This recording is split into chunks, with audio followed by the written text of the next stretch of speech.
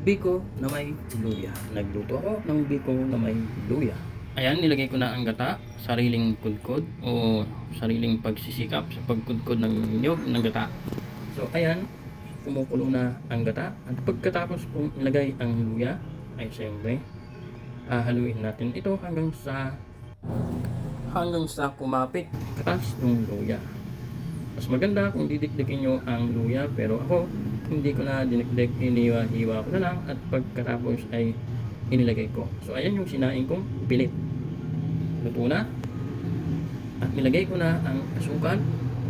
Pwede ko nang ilagay ang biko na akong sinaing kanina. So hahalo-haluin lang natin ito hanggang sa kumapit ang ating ginagawang biko. At eto, pwede na nating kainin ang biko na may luya na ating ginawa.